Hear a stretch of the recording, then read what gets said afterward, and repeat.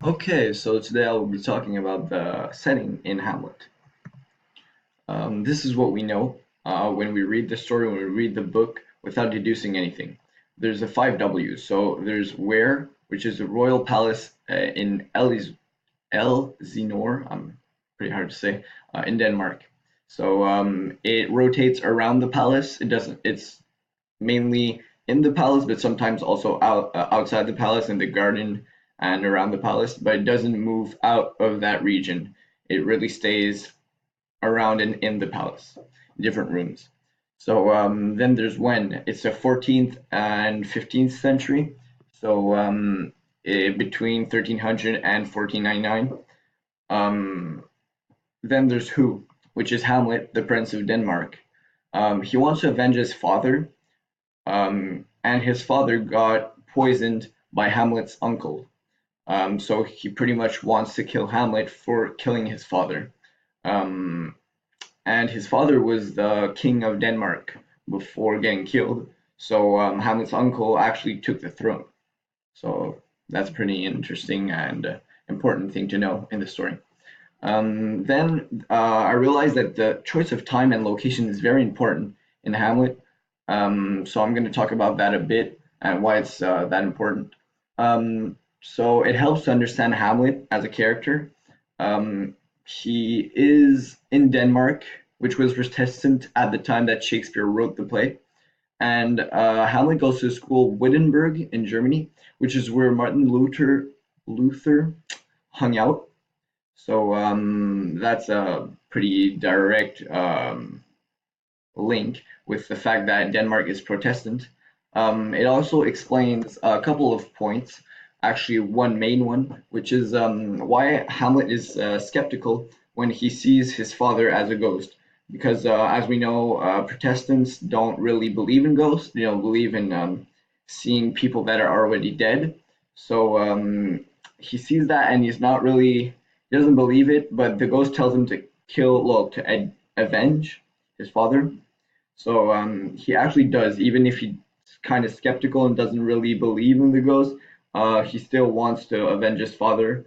Um, so he could actually kill Claudius, which is his uncle.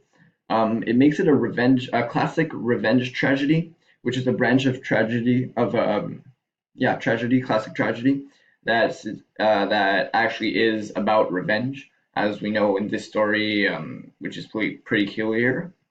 Um, then I'm going to talk about the characters. Three main characters, three very important characters. I'm going to break it down a bit. First is Hamlet. It's the Prince of Denmark. He is the main protagonist. He's around 30 years old, as we know.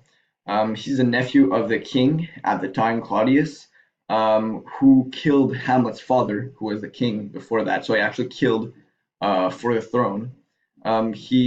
Hamlet's sometimes cynical. He's definitely full of hatred towards his uncle, for obvious reasons. Then there is Claudius, who is Hamlet's uncle. He's the king of Denmark at the time. He killed Hamlet's father to get the throne. He is controlled by a sexual appetite and thirst of power that we get to know and understand and realize throughout the story when we read, and we see that he wants power and he'll do anything for it, as he is controlled by sexual appetite towards Gertrude, who is actually Hamlet's mother. She's a queen of Denmark, obviously. She loves her son, but Hamlet doesn't really get to accept it or actually realize it. She would always say that um, he would have a hard time to understand her for the obvious reason that Claudius killed her husband, and then she just get married to him, and like he doesn't get that. It's pretty. Um, I mean, it's pretty understandable. You don't just marry the man that killed your husband, but whatever. That's what happens in the story, and but she still loves her son a lot. Then I'm actually going to talk about the symbolism. in the story. Um, so I found two interesting symbolisms. Um, as the first one is the ghost. So the ghost that is Hamlet's father, who appears to Hamlet. It represents haunting, memories, and reality versus imagination. Because as we know, Hamlet's Protestant, like explained earlier, and he has a hard time believing in ghosts, but he kind of struggles to see whether it's true. It's only his imagination, only he's like maybe becoming crazy or whatever. But he still follows what the ghost asks to do. Then there is the rank, the garden, in the back of the palace. So it's pretty interesting because when we think about a garden or a rank behind palace, we think about something joyful, something colorful, flowers, butterflies, whatever. But that's not the case. It's not the case in Hamlet. It's actually we could compare it to the Garden of Eden, which is pretty we could see it as, oh wow, it's nice, the garden, whatever, but it brings something negative at the end, as we know in the the story. We could say uh, the apple comes from the garden, which brings misery. Um, so we can see it as negative. It also represents temptation and rot. So it's not as joyful as we think it is.